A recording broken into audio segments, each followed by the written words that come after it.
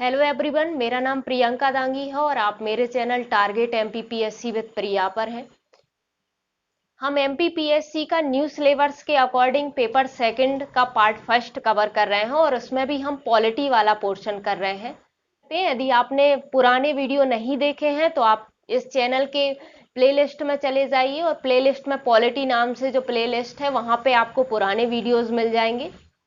आज का टॉपिक है हमारा मूल अधिकार। तो हम इसे मेंस के हिसाब से तो पढ़ेंगे ही कि मेंस में क्या क्या क्वेश्चन आ सकते हैं इसमें, जैसे कि कितने कितने नंबर के क्वेश्चन यहाँ से बन सकते हैं। जैसे हम आर्टिकल देखेंगे, सभी जितने भी इंपॉर्टेंट आर्टिकल होंगे तो वो तो हम देखेंगे।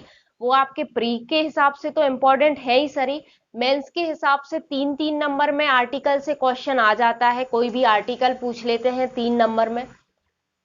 तो मूल अधिकार में हम सारे आर्टिकल भी देखेंगे और उनसे और भी क्या, जैसे 200 शब्द का क्वेश्चन बनेगा, 50 शब्द का क्वेश्चन बनेगा तो कैसे बन सकता है, तो वो भी हम देखेंगे यहाँ पे। चलिए शुरू करते हैं। मूल अधिकार। मूल अधिकार संविधान के भाग 3 में है। संविधान का भाग 3 है मूल अधिकार और इसमें अनुच्छेद है।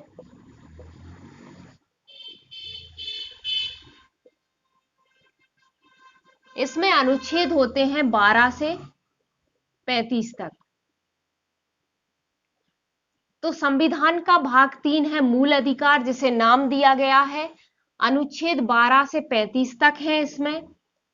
अब देखते हैं अनुच्छेद। अनुच्छेदों से कभी कभी डायरेक्ट क्वेश्चन आ जाएगा, मतलब 3 नंबर में तो एक आध क्वेश्चन फंसने की पूरी संभावना होती है।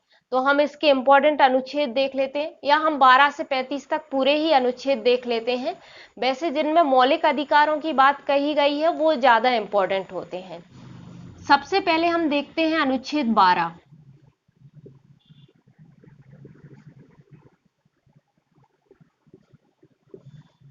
तो अनुच्छेद 12 में राज्य को परिभाषित किया गया है।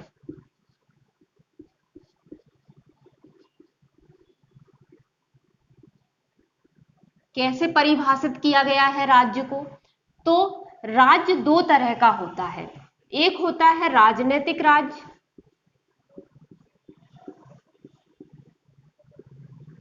और एक होता है प्रशासनिक राज्य।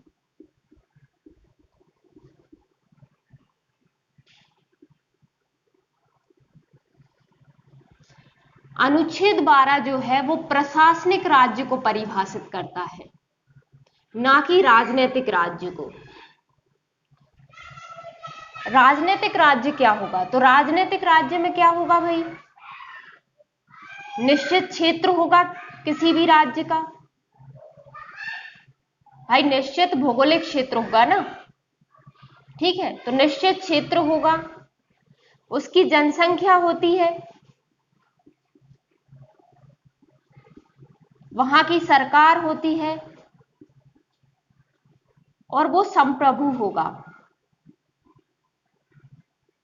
उसकी संप्रभुता होगी, ठीक है। उस पर किसी का अधिकार नहीं होगा। ये राजनीतिक राज्य की परिभाषा के अंतर्गत आता है कि उसका निश्चित भौगोलिक क्षेत्र होगा, उसकी जनसंख्या होगी, उसकी सरकार होगी और उसका वो संप्रभु होगा। लेकिन प्रशासनिक राज्य, जो कि अनुच्छेद 12 कहता है कि भाई भारत में प्रशासनिक राज्य का क्या मतलब है, तो भारत में प्रशासनिक राज्य के अंतर्गत क्या क्या आएगा ये अनुच्छेद 12 हमें बताता है। तो उसमें आती है संसद, भारत सरकार, भारत सरकार, राज्य विधानमंडल,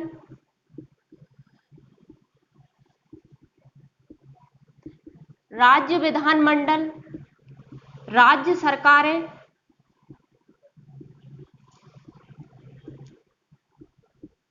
स्थानीय व अन्य प्राधिकारी।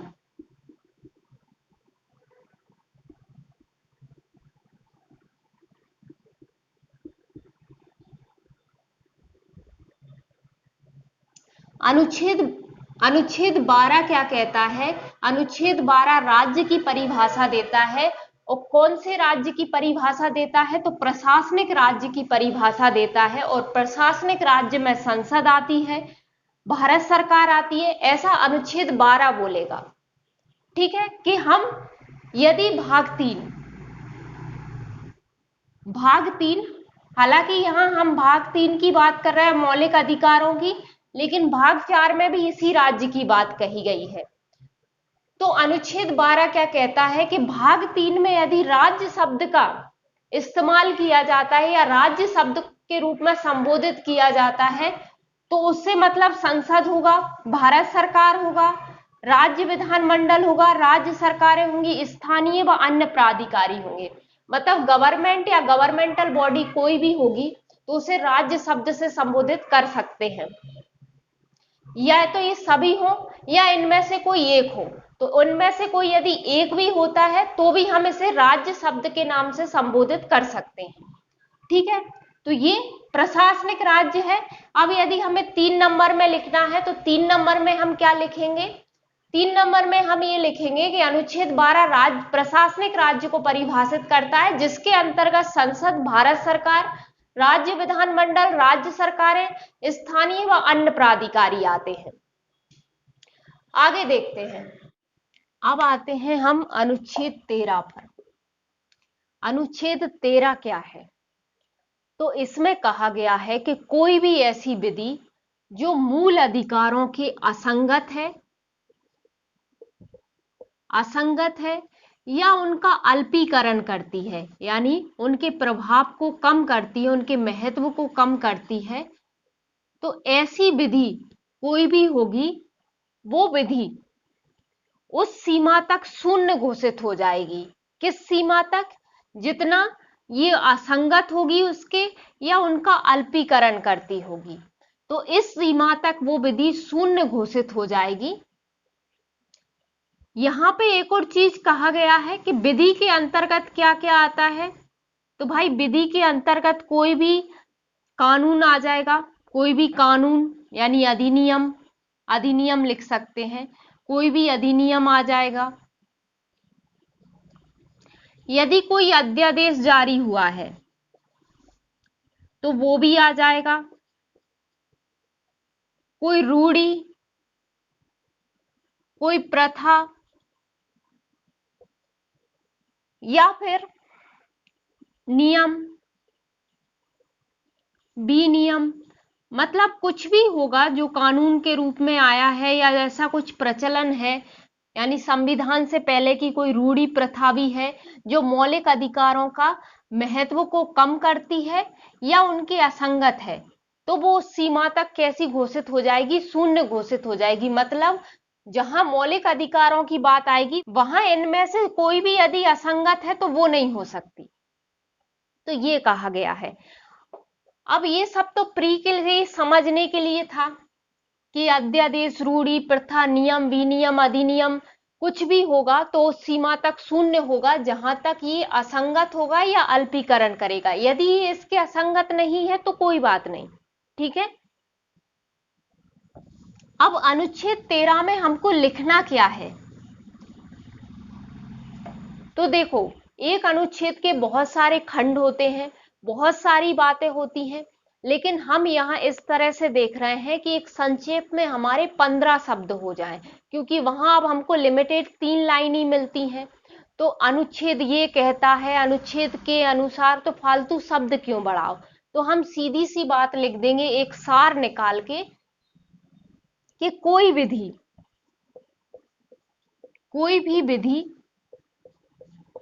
विधि चाहो तो यहां पे लिख सकते हो अधिनियम,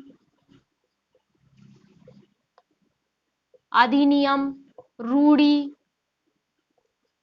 प्रथा आदि, ऐसे करके लिख सकते हो यदि लिखना चाहो तो। कोई भी विधि उस सीमा तक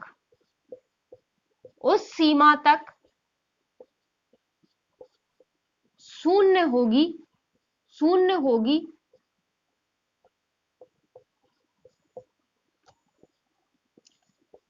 जहां तक यह मौलिक अधिकारों के मौलिक अधिकारों के असंगत है या उनका अल्पीकरण करती है, या उनका अल्पीकरण करती है। ठीक है, 15 शब्द में सफिशियंट है। आप शुरुआत ऐसे भी कर सकते हो कि इस अनुच्छेद के अनुसार कोई भी विधि उस सीमा तक शून्य होगी जहां तक यह मौलिक अधिकारों के असंगत है या अल्पीकरण करती है। तो कोशिश करना कि कम से कम शब्द में अपनी बात समझा सको। ठीक है, अब आते हैं हम अनुच्छेद 14 पर। अनुच्छेद 14, अनुच्छेद 14 क्या है?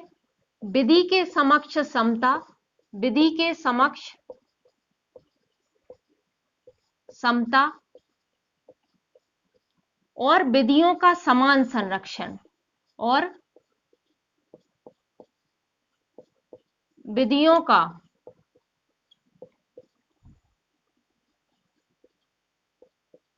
समान संरक्षण। ये दो वाक्यांश हैं इसमें। तो अनुच्छेद 14 क्या कहता है कि विधि के समक्ष समता और विधियों का समान संरक्षण।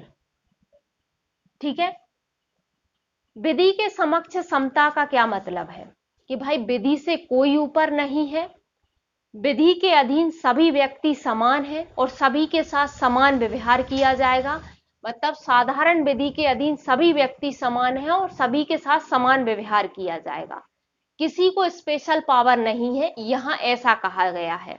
होता है भाई, किसी कानून के तहत कोई भी कानून होता है तो किसी अपराध के लिए यदि एक को मृत्यु दंड दिया गया तो उस अपराध के लिए दूसरे को भी मृत्यु दंड ही तय होगा। ठीक है, यदि अपराध सेम है, स्थिति सेम है ना, सब कुछ सेम है, तो यदि एक को मृत्यु दंड दिया गया तो ऐसा तो है नहीं कि दूसरे को 2 साल की सजा देके छोड़ दोगे, नहीं ना। तो सभी के लिए कानून समान होता है। तो ये यहाँ पे यही कहा गया है कि विधि के समक्ष समता, मतलब विधि के समक्ष सब समान है। दूसरा वाक्यांश है विधि का समान संरक्षण। इसका क्या मतलब है? इसका मतलब है कि कोई विधि के तहत यदि किसी को विशेष अधिकार या उत्तरदायित्व या अधिकार दिए गए हैं तो उस स्थिति में समान के साथ समान व्यवहार होगा। मतलब विधियों का समान कैसा होगा? संरक्षण होगा। जैसे कि हम एग्जाम्पल लेके चलते हैं कि लोकसभा सदस्य होता है, यदि उसे गिरफ्तार करना होता है तो सबसे पहले स्पीकर को इन्फॉर्म करना होता है। अब ऐसा तो है नहीं कि एक लोकसभा सदस्य के लिए ये विशेष अधिकार, उसको विशेष अधिकार मिला गया है। भाई ऐसा नियम है ना, ऐसा नियम है, नियम बनाया है संसद ने। तो ऐसा तो है नहीं एक के लिए अलग नियम है और दूसरे लोकसभा सदस्य के लिए अलग नियम हो जाएगा, नहीं। दूसरे को भी आपको गिरफ्तार करना है तो स्पीकर को इन्फॉर्म करना होगा। तो इसमें कहा गया है कि समान परिस्थिति वाले के साथ समान व्यवहार करोगे आप। ठीक है, मतलब विधियों का समान संरक्षण होगा। ऐसा नहीं है कि उस विधि के अधीन और सेम परिस्थिति वाले व्यक्ति के साथ आप अलग व्यवहार कर रहे हो, उसी के समान परिस्थिति में उसी समान लेवल पे व्यक्ति जो है उसके साथ अलग व्यवहार कर रहे हो, तो ऐसा नहीं हो सकता। इसमें ये कहा गया है। ठीक है, ये वाक्यांश जो था वो हमने ब्रिटेन से लिया था। अच्छा, ये तो आर्टिकल समझने के लिए है। अभी 3 नंबर में क्या लिखना है वो अभी हम देखेंगे। तो ये तो था ब्रिटेन से लिया था, ये वाक्यांश लिया था अमेरिका से।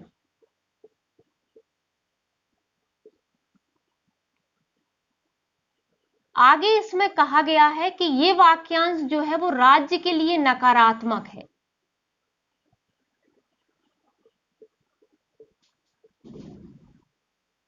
और ये वाक्यांश जो है वो राज्य के लिए सकारात्मक है। ऐसा कैसे हो गया? हमने तो देखा कि विधि के समक्ष सब समान होंगे, तो राज्य मतलब समझ रहे हो ना, अनुच्छेद 12 वाला। तो राज्य के लिए नकारात्मक कैसे है? क्योंकि यहां पे कुछ मामलों में, जैसे मान लो भाई लोकसभा सदस्य को स्पेशल पावर मिली है ना, तो ये उस टाइम यदि उसे लोकसभा सदस्य को गिरफ्तार करना है तो यहाँ तो विधि के समक्ष समता वो लोग नहीं कर पाएंगे ना, क्योंकि उसे विशेष पावर मिली हुई है। तो यदि आप इसको फॉलो करने जाओगे तो जो नियम उनके लिए बने हैं आप उसको उनका उल्लंघन करोगे। तो इसलिए कुछ मामलों में ये राज्य को रोकता है ना, क्योंकि विधियों का समान संरक्षण वो समान विधियों के समक्ष समता वो सबकी रख ही नहीं पा रहे, क्योंकि हमारे यहाँ नियम बने हैं कि किसी किसी को विशेष पावर है।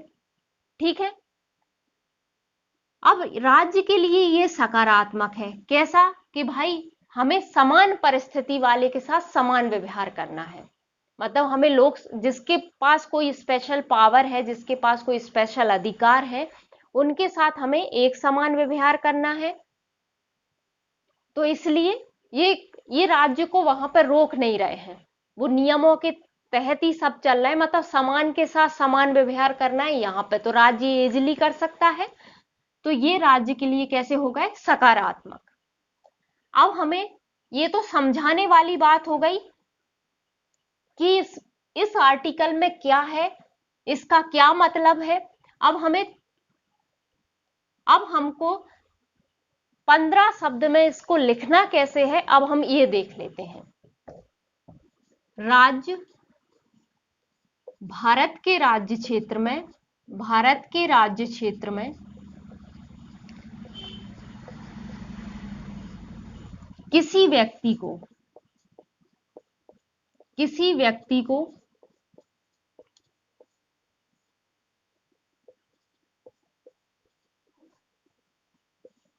विधि के समक्ष समता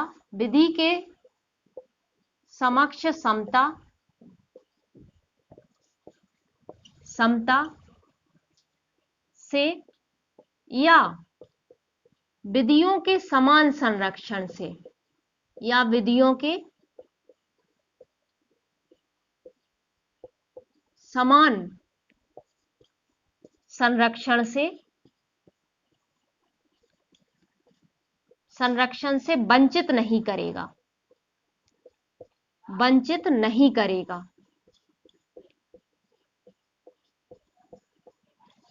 मतलब ये व्यक्ति का, अब यहां सिर्फ नागरिक नहीं लिखा है, यहां व्यक्ति लिखा है। मतलब जो नागरिक नहीं है उनको भी ये मूल अधिकार प्राप्त है।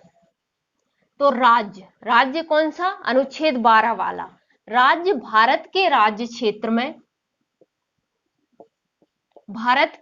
क्षेत्र में किसी व्यक्ति को विधि के समक्ष समता से या विधियों के समान संरक्षण से वंचित नहीं करेगा। मतलब ये हमारा मूल अधिकार है, राज्य हमें इससे वंचित नहीं कर सकता, विधि के समक्ष समता से या विधियों के समान संरक्षण से। भाई यहाँ पे या शब्द बोला है, मतलब या तो राज्य ये फॉलो कर सकता है या राज्य ये भी फॉलो कर सकता है ना। तो हम ये नहीं कहेंगे कि यदि लोकसभा सदस्य को स्पीकर को बता के गिरफ्तार कर रहे हो तो हम ये नहीं कह सकते कि आप हमारे मौलिक अधिकारों का हनन कर रहे हो, क्योंकि आप उसको बता के गिरफ्तार कर रहे हो, हमें तो बता के गिरफ्तार नहीं कर रहे हो। तो इसमें कहा गया है कि या तो राज्य विधि के समक्ष समता से या विधियों के समान संरक्षण से हमको वंचित नहीं करेगा। तो ये 3 नंबर में 15 शब्द में हमको ये लिखना है। ठीक है, आगे देखते हैं अनुच्छेद 15। अगला है हमारा अनुच्छेद 15। अगला क्या है, अनुच्छेद 15।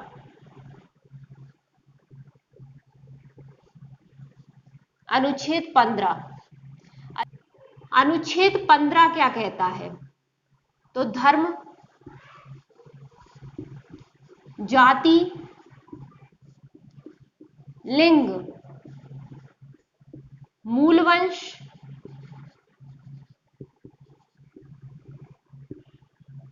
या जन्म स्थान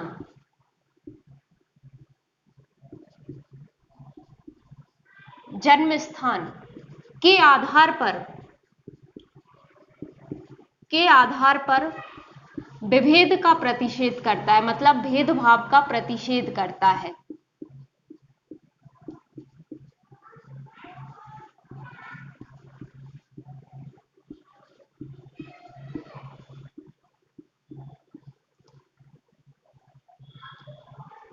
अनुच्छेद 15 क्या कह रहा है कि धर्म, जाति, लिंग, मूलवंश या जन्म स्थान के आधार पर भेदभाव पर प्रतिषेध, भेदभाव जो होगा उस पर क्या कर रहा है, उस पर रोक लगा रहा है। मतलब इन आधारों पर या इनमें से किसी भी आधारों पर, या तो इन सभी पर या इनमें से किसी एक पर भी क्या नहीं होगा, भेदभाव करने से रोकता है। अब ये किसको रोक रहा है, तो ये राज्य को भी रोकता है। मतलब राज्य, कौन सा राज्य, अनुच्छेद 12 वाला, अनुच्छेद 12 वाला राज्य भी इन आधारों पर या इनमें से किसी आधार पर भेदभाव नहीं कर सकता, और नागरिक भी ऐसी किसी शर्त के अधीन नहीं होगा। मतलब नागरिक भी नहीं कर सकता और राज्य भी नहीं कर सकता, और न नागरिक ऐसी किसी शर्त के अधीन होगा। मतलब मान लो कि किसी भोजनालय में, किसी होटल में, किसी सार्वजनिक मनोरंजन स्थान में यदि वो कहीं भी जाता है तो इन सब के आधार पर उसके साथ भेदभाव नहीं किया जा सकता। यदि किया जाता है तो उसके अनुच्छेद 15 जो कि उसका मौलिक अधिकार है उसका हनन होगा, और इसके लिए वो सुप्रीम कोर्ट जा सकता है। ठीक है, अब आते हैं अनुच्छेद 16 पर। ठीक है, अनुच्छेद 16 क्या है,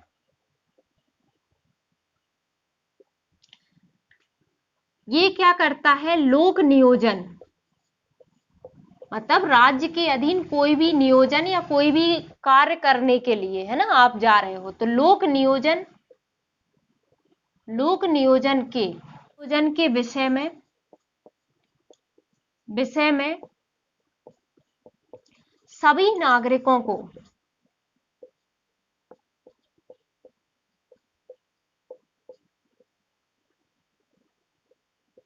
समान अवसर, सभी नागरिकों को समान अवसर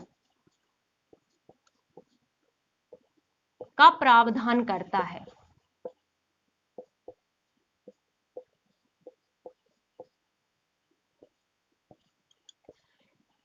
चूंकि मैं यहाँ पे 3-3 नंबर में एक आर्टिकल कैसे लिखना है ये मैं बता ही रही हूं, तो मैं आर्टिकल के नोट्स आपको प्रोवाइड नहीं कराऊंगी, या आप यहीं से नोट्स बनाइए।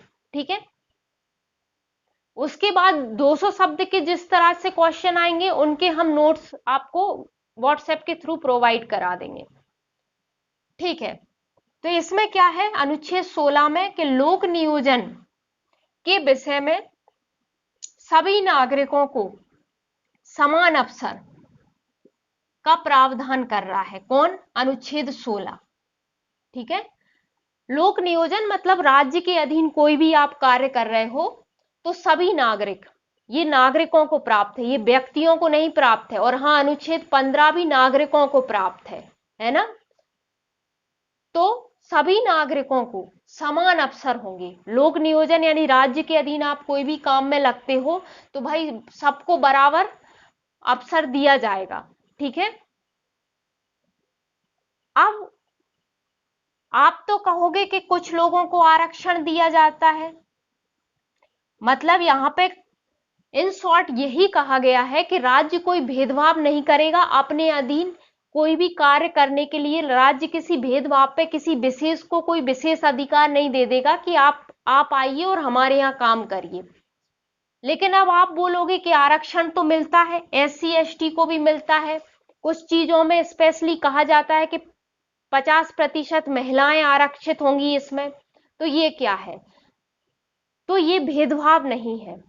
इसमें आगे ही कहा गया है कि महिलाओं या बच्चों, जैसे अनुच्छेद 15 में कहा गया था, इसमें भी कहा गया है कि यदि महिलाओं बच्चों, जहां राज्य को लगता है कि किसी काम में या किसी उसमें उनका बराबर प्रतिनिधित्व नहीं हो पा रहा है, तो राज्य किसी वर्ग के लिए कुछ आधार पर, फिर आप बोलोगे कि यहाँ तो लिंग के आधार पर भेदभाव हो गया, मतलब महिलाओं को 50% आरक्षण मिल गया, तो ये तो लिंग के आधार पर भेदभाव हो गया, तो लोक नियोजन में अवसर की समता कैसे हो गई। तो आगे इसी में कहा गया है, इसी के जो खंड होते हैं अनुच्छेद 16, तो इसमें कहा गया है कि राज्य महिलाओं, बच्चों या पिछड़े वर्ग जो भी होंगे, या जैसे SC ST को आरक्षण दे देते हैं, तो उनके लिए कोई विशेष उपबंध कर सकता है यदि उनका समान प्रतिनिधित्व नहीं है तो। ठीक है, तो इसलिए आरक्षण को इस अधिकार का हम उल्लंघन नहीं मानते हैं, है ना, क्योंकि इसमें कहा गया है कि राज्य कुछ वर्गों के लिए यदि उसे लगता है कि किसी का समान प्रतिनिधित्व नहीं है तो वो किसी वर्ग को या किसी भी महिलाओं को या किसी पिछड़े वर्ग को क्या कर सकता है, विशेष उपबंध उनके लिए कर सकता है, तो वो इस मौलिक अधिकार का उल्लंघन नहीं होगी। ठीक है, तो हमें उसमें क्या लिखना है, 15 शब्द में क्या लिखना है कि लोक नियोजन के विषय में सभी नागरिकों को समान अवसर का प्रावधान करता है अनुच्छेद 16। ठीक है, अब अनुच्छेद 17 पे आते हैं। अनुच्छेद 17, अनुच्छेद 17 क्या कहता है, तो अनुच्छेद 17 कहता है कि अस्पृश्यता का अंत किया जाता है।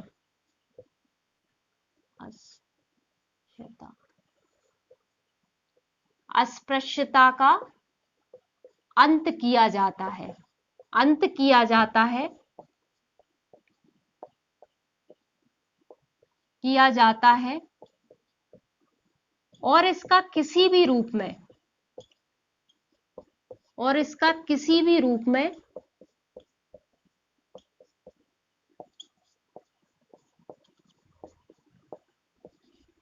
पालन निषिद्ध होगा।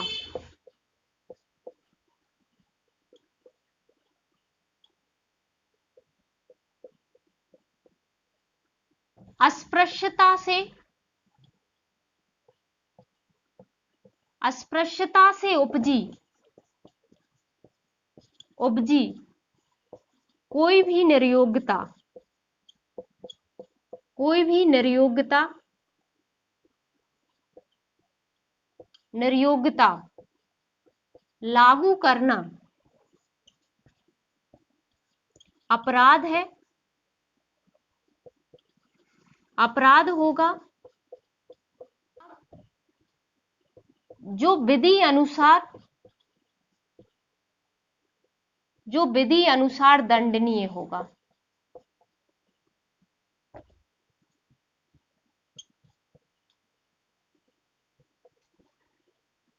अनुच्छेद 17 क्या कहता है कि अस्पृश्यता का अंत किया जाता है, मतलब जो छुआछूत है उसका ये अंत करता है। और आगे कहा जाता है कि इसका किसी भी रूप में पालन आप करते हो तो ये निषिद्ध है, निषिद्ध होगा।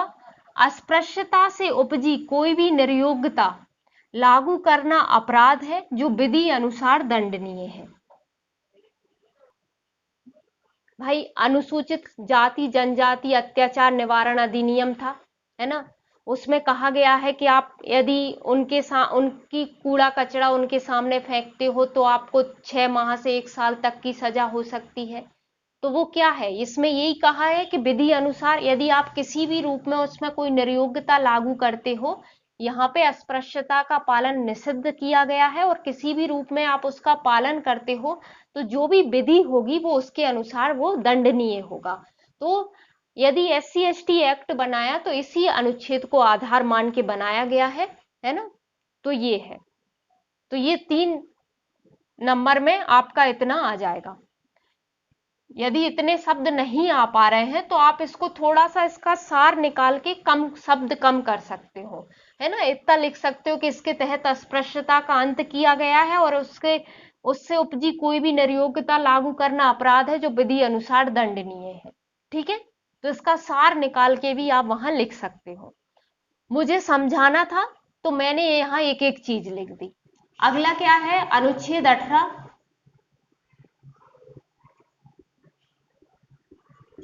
अनुच्छेद 18 में है उपाधियों का अंत।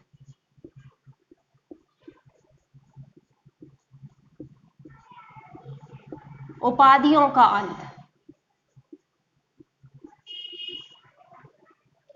मतलब पहले जो उपाधियां होती थी राजा महाराजा, ठीक है, अब संविधान में कहा गया है कि अब ऐसी कोई उपाधि नहीं दी जाएगी। ठीक है, तो उपाधियों का अंत कर दिया गया है अनुच्छेद 18 के अनुसार।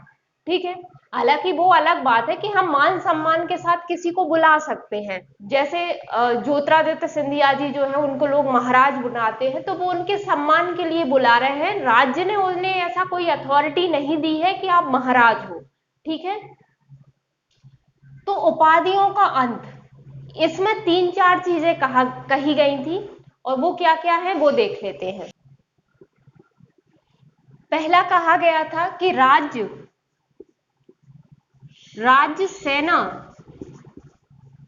सेना या विद्या संबंधी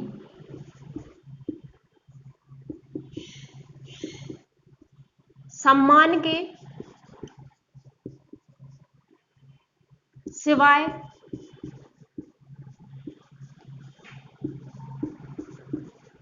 कोई और उपाधि नहीं देगा।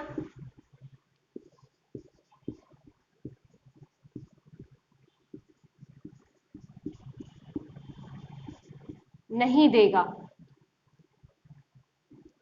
मतलब राज्य क्या कर सकता है, राज्य सेना और विद्या संबंधी सम्मान दे सकता है, वो कोई उपाधि नहीं है। जैसे सेना में रहता है मेजर, कर्नल, विद्या में डॉक्टरेट की उपाधि होती है, तो ये उपाधि नहीं, एक तरह से ये सम्मान होंगे, और इनके सिवाय राज्य कोई उपाधि नहीं देगा, ये अनुच्छेद 18 कहता है। अगला देखते हैं, अगला क्या प्रावधान है अनुच्छेद 18 में। दूसरा प्रावधान है कि कोई नागरिक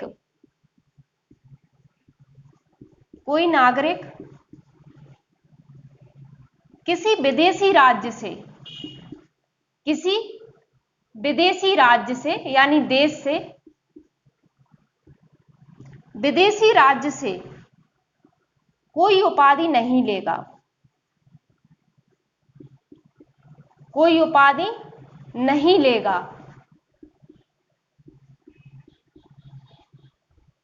पहला कह दिया है कि राज्य भी कोई उपाधि नहीं देगा सेना और विद्या के समान।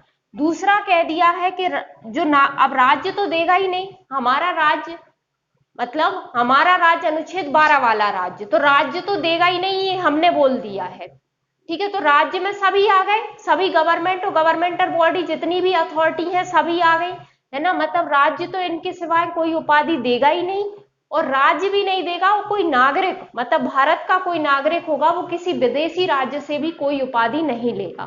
ठीक है, तो ये 2 प्रावधान हमारे हो गए, 2 और हैं, उनकी तरफ बढ़ते हैं। थर्ड है कि कोई व्यक्ति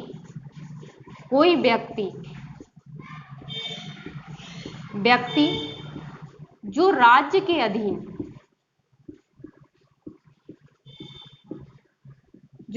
के अधीन किसी लाभ या विश्वास के पद पर है,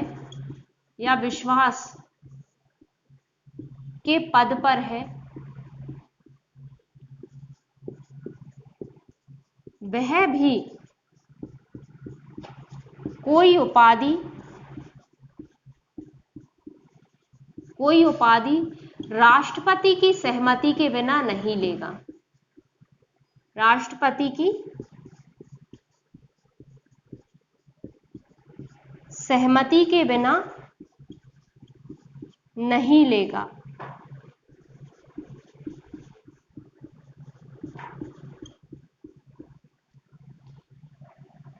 तीसरे में क्या कहा गया है कि कोई व्यक्ति मतलब वो नागरिक यदि नहीं भी है तब भी कोई व्यक्ति, लेकिन कैसा व्यक्ति, जो राज्य के अधीन लाभ या विश्वास के पद पर है, वो कोई उपाधि नहीं लेगा राष्ट्रपति की सहमति के बिना।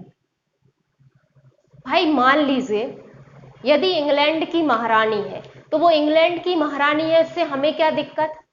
ठीक है, वो यदि वहां पे उपाधि दी जाती है, वहां पर राष्ट्र प्रमुख जो होता है वो वंशानुगत होता है, रानी राजा होते हैं, तो इससे हमें क्या प्रॉब्लम।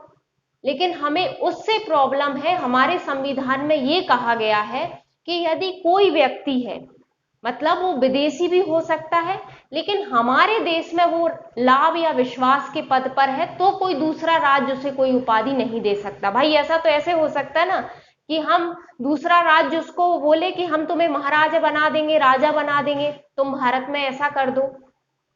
ठीक है ना, तो उसके लिए कहा गया है कि यदि वो लाभ या विश्वास के पद पर है तो राष्ट्रपति की सहमति के बिना कोई उपाधि धारण नहीं करेगा। अगला है हमारा फोर्थ प्रावधान क्या है कि कोई व्यक्ति यहां भी व्यक्ति है, कोई व्यक्ति जो राज्य के अधीन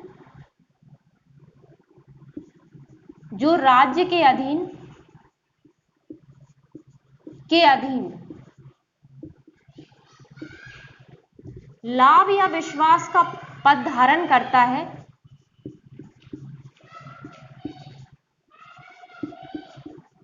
विश्वास के पद पर है, वह किसी विदेशी राज्य से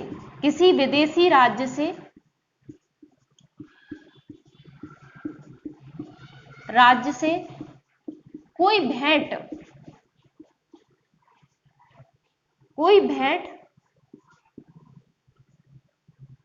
उपलब्धि या पद भी राष्ट्रपति के सहमति के बिना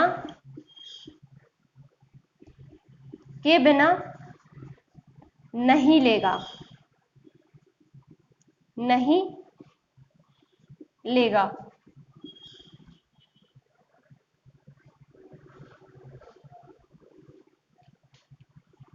ठीक है, सब वही है कि कोई व्यक्ति यानी जो हमारे देश का नागरिक नहीं भी है लेकिन राज्य के अधीन लाभ और विश्वास का पद धारण करता है तो वो भी किसी विदेशी राज्य से कोई भेंट भी नहीं लेगा, कोई उपलब्धि भी नहीं लेगा, कोई पद भी नहीं लेगा। मतलब उपाधि तो वो पहले ही धारण नहीं कर रहा था, लेकिन यहां कहा गया है कि राष्ट्रपति की अनुमति के बिना वो कोई राष्ट्रपति की अनुमति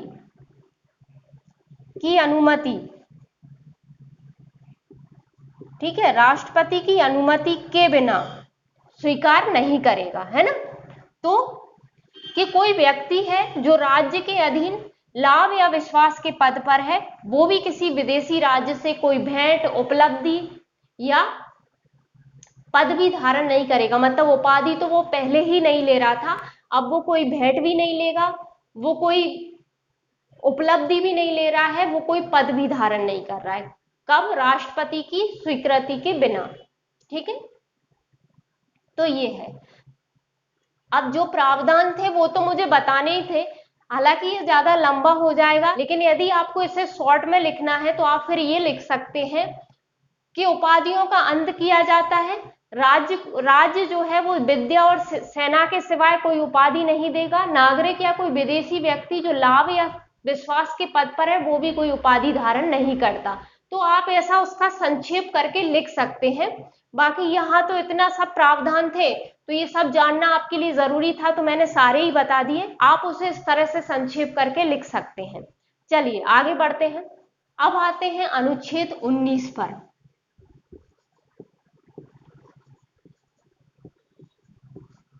अनुच्छेद 19 क्या है? तो ये कुछ अधिकारों का संरक्षण देता है, ये कुछ अधिकारों की स्वतंत्रता प्रदान करता है, ठीक है, और उन स्वतंत्रताओं पे किस प्रकार से निर्बंधन भी लगाया जाता है ये भी बताता है। लेकिन यदि हम इसके खंड में जाएं तो इसका खंड 1 हमें वर्तमान में 6 प्रकार की स्वतंत्रताएं देता है। ठीक है, मूल संविधान में 7 प्रकार की थी, वर्तमान में 6 प्रकार की स्वतंत्रता हमें आर्टिकल 19(1) के तहत प्राप्त है। 19(1), मैंने 19 नहीं कहा, मैंने कहा है 19(1). ठीक है, 19 पूरा 19 तो क्या हो जाएगा? पूरा 19 हो जाएगा कि इसमें हमें 6 स्वतंत्रताएं दी गई हैं और उन पर जो निर्बंधन लगाने के प्रावधान है वो भी दिए गए हैं। इसी में अलग अलग खंड में अलग अलग चीजें दी गई है ना। लेकिन अनुच्छेद 19(1) बहुत इंपॉर्टेंट होता है और उसमें जनरली क्वेश्चन भी यही आता है कि अनुच्छेद 19 के तहत नागरिकों को कौन कौन सी स्वतंत्रताएं प्राप्त है। अच्छा, ये स्वतंत्रताएं नागरिकों को प्राप्त है जैसा मैंने कहा, ठीक है, तो अनुच्छेद 19(1) के तहत नागरिकों को 6 स्वतंत्रताएं प्राप्त हैं और ये क्रम से ही है ना। तो चाहे तो आप का खा गा करके लिखिए और चाहे आप ABC करके लिखिए। मैं यहाँ पे ABC करके लिख रही हूं, आपको जैसा कंफर्टेबल लगे आप करिए, ठीक है। लेकिन ये ध्यान रखना कि यदि आप मेंस में लिख रहे हो, यदि आप हिंदी मीडियम से हो और आप ABC फिर इंग्लिश में नहीं लिख सकते, ऐसे नहीं लिख सकते। आप ऐसे लिख सकते हो AB, ऐसे लिख सकते हो, ठीक है, ये चलेगा, लेकिन ये नहीं चलेगा। यदि आप हिंदी मीडियम से हो तो, इंग्लिश मीडियम से हो तो आप ABC लिखोगे, जाहिर सी बात है। हिंदी मीडियम से हो तो आप इस तरह से लिख सकते हो या फिर का गा घा इस फॉर्म में लिख सकते हो, ठीक है। तो अनुच्छेद 19(1) हमें पहली स्वतंत्रता कौन सी देता है? पहली देता है, यानी ए है वाक एवं अभिव्यक्ति की स्वतंत्रता। वाक एवं अभिव्यक्ति की स्वतंत्रता।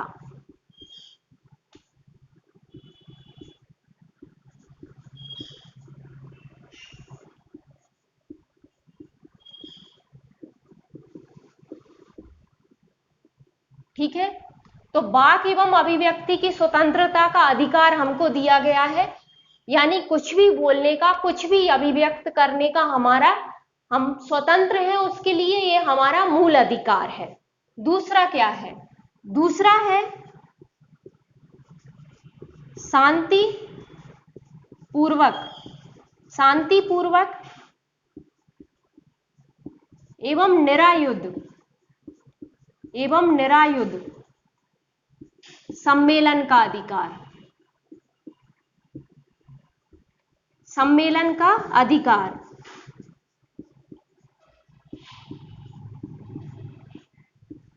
ठीक है। मतलब आप शांतिपूर्वक, निरायुध मतलब बिना हथियारों के, ठीक है, शांतिपूर्वक बिना हथियारों के आप क्या कर सकते हो? सम्मेलन कर सकते हो, ये आपका अधिकार है, ठीक। सी क्या है? सी है संगम, संघ या सहकारी सोसाइटी। अच्छा, यहां पे सहकारी सोसाइटी जो है, एक मिनट लिख लेते हैं फिर बताती हूं।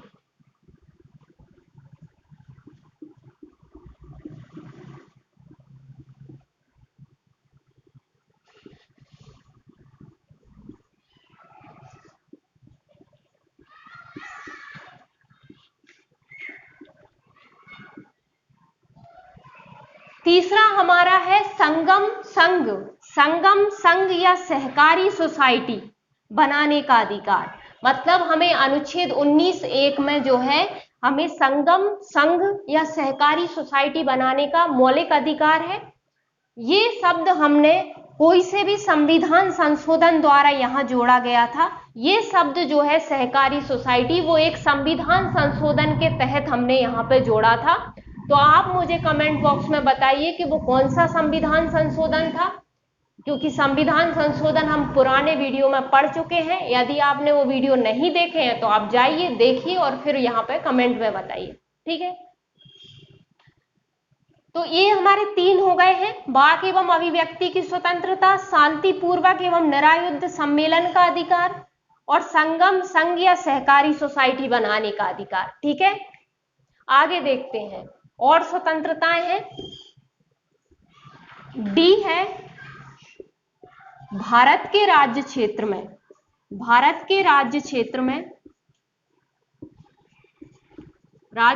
में सर्वत्र अबाध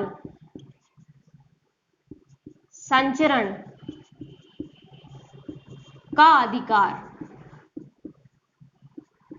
या की स्वतंत्रता, ठीक है। कुछ भी लिख सकते हो यहाँ पे, या तो ये लिख सकते हो भारत के राज्य क्षेत्र में सर्वत्र अबाध संचरण का अधिकार होगा या की स्वतंत्रता होगी।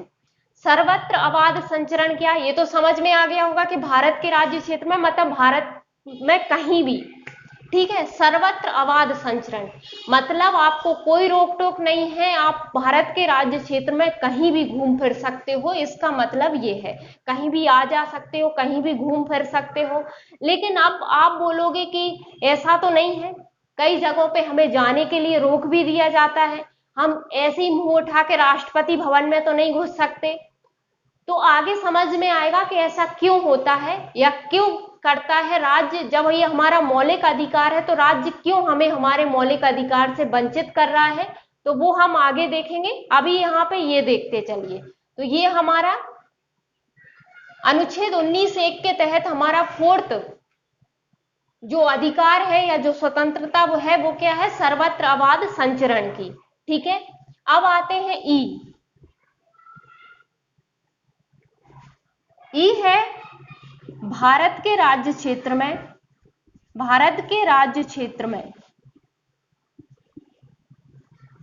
राज्य क्षेत्र में कहीं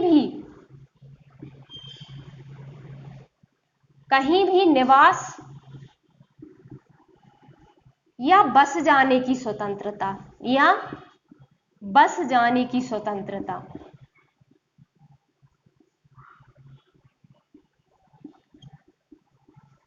बस जाने की क्या होगी, स्वतंत्रता होगी।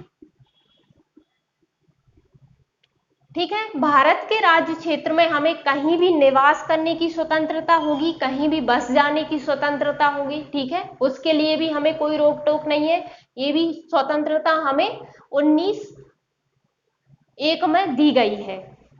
अच्छा, इसके बाद आता एफ, ई के बाद एफ आता ना, लेकिन एफ जो है वो अब हमारा अधिकार हमारे पास नहीं है। इसके तहत हमको मिला था संपत्ति का अधिकार, जो 44वें संविधान संशोधन द्वारा निरसित कर दिया गया है, मतलब हटा दिया गया है या समाप्त कर दिया गया है। तो वहां से संपत्ति की स्वतंत्रता भी हमसे छीन ली गई है या संपत्ति का अधिकार हमसे छीन ही लिया गया है। ठीक है।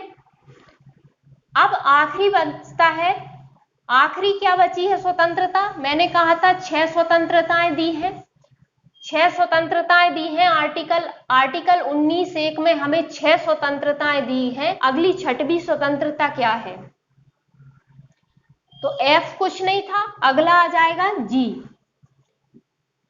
वहां की नंबरिंग भी आपको ऐसे ही करनी है, क्योंकि संविधान में उसके एफ के आगे सिर्फ निरसित लिख दिया है, ऐसा नहीं है कि पॉइंट को शिफ्ट कर दिया, नहीं, पॉइंट वही का वही होता है, एफ बस निरसित उसके आगे लिखा हो गया। ठीक है। तो वहां पे हम पॉइंट की नंबरिंग नहीं बदलेंगे। तो आप हिंदी में करो चाहे इंग्लिश में करो, आप हिंदी में करना चाहे इंग्लिश में करना, नंबरिंग वही करना जो क्रम के हिसाब से आएगी। मतलब यदि आप हिंदी में कर रहे हो तो का खा गा घा डा और फिर उसके बाद चा आता, लेकिन चा निरसित हो गया है ना। तो अब यहां पे क्या आएगा, तो चा निरसित हो गया है और यहां पे जी या छा। ठीक है। हिंदी में लिखोगे तो यहां पे क्या आएगा, छा आएगा और इंग्लिश में जी। ठीक है। तो ये गलतियां आप ना करो, ये सब क्लास में जनरली पता चल ही जाता है, इसलिए मैं ऑनलाइन भी आपको वैसे ही सब बताने की कोशिश कर रही हूँ कि आप किसी भी तरह की, ऐसा ना हो कि आपको याद सब कुछ था लेकिन आप गलत तरीके से वहां पे प्रेजेंट करे आए तो आपको नंबर ही नहीं मिले, तो फिर इसका क्या मतलब होगा, इसका तो पढ़ने का फिर कोई मतलब ही नहीं निकला। ठीक है। इसलिए मैं हर छोटी छोटी चीज यहाँ पे आपको बता रही हूँ। ठीक है।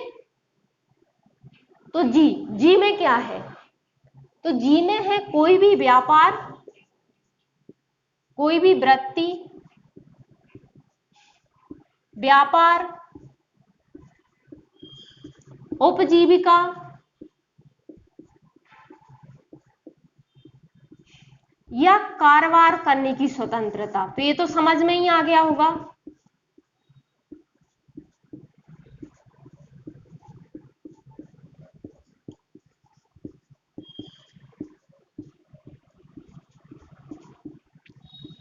ठीक है। ये सभी जो स्वतंत्रताएं हैं वो नागरिकों को प्राप्त है।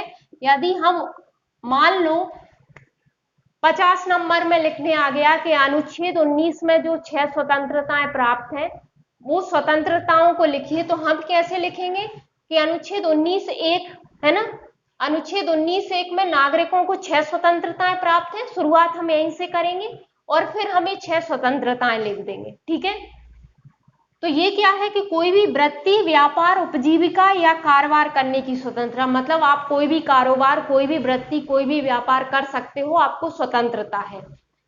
लेकिन आप कहोगे कि ड्रग्स बेचना तो फिर अवैध होता है, तो भाई संविधान तो वैधानिक है ना, वो आपको अवैध चीजों की क्यों वो देगा, है ना। तो कुछ चीजों में, जैसे कुछ चीजों में मना भी तो किया गया है, कुछ अनुच्छेदों में मना किया गया है किसी चीजों का, तो यानी निर्बंधन लगाया गया है उस चीज पे, इसलिए राज्य आपको उससे रोकता है। अच्छा, ये जो स्वतंत्रताएं थी, जैसे ही आपातकाल लगता है ये स्वतः भंग हो जाती है, मतलब आपातकाल में ये 6 स्वतंत्रताएं नागरिकों के पास नहीं होती। ठीक है भाई, यदि नागरिकों को ये सब स्वतंत्रताएं देंगे, तो मान लो बाहरी आक्रमण हुआ है और नागरिक कहे कि मुझे तो कहीं भी घूमने फिरने की स्वतंत्रता है, तो मैं तो कहीं भी जा फिर सकता हूं, और पता चला है उसकी जान को खतरा है, उसकी वजह से और लोगों को खतरा हो सकता है। ठीक है, तो इसलिए राज्य उसको रोक सकता है ना। तो इसलिए आपातकाल में ये सारी स्वतंत्रताएं जो है वो अपने आप निलंबित हो जाती हैं, इनमें से कोई भी स्वतंत्रता आपातकाल में नहीं दी जाती। ठीक है, तो इसे राष्ट्रपति को क्या निलंबित करने की जरूरत नहीं पड़ती, इस मौलिक अधिकार को, ये स्वतः निलंबित हो जाता है। ठीक है, ये बात कभी प्री में जिस हिसाब से इस बार की पॉलिटी पूछी थी, यदि कभी पूछे उस हिसाब से, तो ये बात ध्यान रखना, ये स्वतः निलंबित होता है। ठीक है, यानी राष्ट्रपति को इस मौलिक अधिकार को निलंबित करने की जरूरत नहीं पड़ती, जैसे ही आपातकाल लगता है ये स्वतः निलंबित हो जाता है। ठीक है, अच्छा, ये 6 स्वतंत्रताएं हमने देखी। अच्छा, ये 6 स्वतंत्रताएं हमने देखी, तो आप तो बोलोगे कि जैसे जुलूस, हम इसमें तो कहीं भी सम्मेलन करने का अधिकार है। ठीक है, तो कभी कभी राज्य हमें जुलूस निकालने से क्यों रोक देता है, आचार संहिता में हमको इकट्ठा संघ बनाने से क्यों रोक देता है ना। तो इसके, अब ये तो क्या था, अनुच्छेद 19(1) था, इसके आगे के खंडों में कुछ आधार दिए गए हैं कि नागरिक के स्वास्थ्य, सदाचार, लोक व्यवस्था, ऐसे कुछ आधारों पर कुछ आधार दिए गए हैं, राज्य इन स्वतंत्रताओं पर निर्बंधन लगा सकता है। भाई अभी कोरोना है, सबसे बेस्ट एग्जाम्पल है, कोरोना है, ज्यादा लोगों के इकट्ठे होने पर मना है। क्यों? क्योंकि उसमें कहा गया है कि राज्य जो है वो स्वास्थ्य, लोक व्यवस्था, सदाचार, देश की एकता, अखंडता, है ना, देश की सुरक्षा, कुछ ऐसे ही कुछ आधारों पर क्या कर सकता है, इन स्वतंत्रताओं पर निर्बंधन लगा सकता है। तो स्वास्थ्य, कोरोना स्वास्थ्य से जुड़ा हुआ है, आपके स्वास्थ्य को खतरा है और लोगों को भी खतरा है, इससे आपके भी स्वास्थ्य को खतरा है, इसलिए राज्य ने इकट्ठे होने से मना कर दिया। तो आप ये नहीं कह सकते कि भाई मुझे तो स्वतंत्रता है अनुच्छेद 19(1) के तहत और आपातकाल भी नहीं लगा है, तो मुझे राज्य यानी मेरे अधिकारों का हनन कर रहा है। तो ऐसा आप नहीं कह सकते, क्योंकि इसी अनुच्छेद के आगे जो है, इसी अनुच्छेद के आगे के जो खंड है उसमें कहा गया है, कुछ आधार दिए गए हैं कि इन आधारों पर राज्य क्या कर सकता है, आपकी जो स्वतंत्रताएं हैं उन पर निर्बंधन लगा सकता है। ठीक है, तो ये सब था। आई होप आपको सब समझ में आ गया होगा। कोई भी कंफ्यूजन है तो आप कमेंट बॉक्स में लिखिए, आपको बिल्कुल क्लियर की जाएगी। यहां तक सब क्लियर है ना, सब समझ में आ गया होगा। ठीक है, तो आज की वीडियो यहीं कंप्लीट करते हैं, आगे इसे कंटिन्यू रखेंगे आगे में, और बाकी के कोशिश करेंगे कि सेकंड वीडियो में जो बचे हुए मौलिक अधिकार हैं वो सारे खत्म हो जाएं। ठीक है, थैंक यू सो मच देखने के लिए। आप प्लीज चैनल को सब्सक्राइब कीजिए, वीडियो को लाइक कीजिए, शेयर कीजिए। Thank you so much.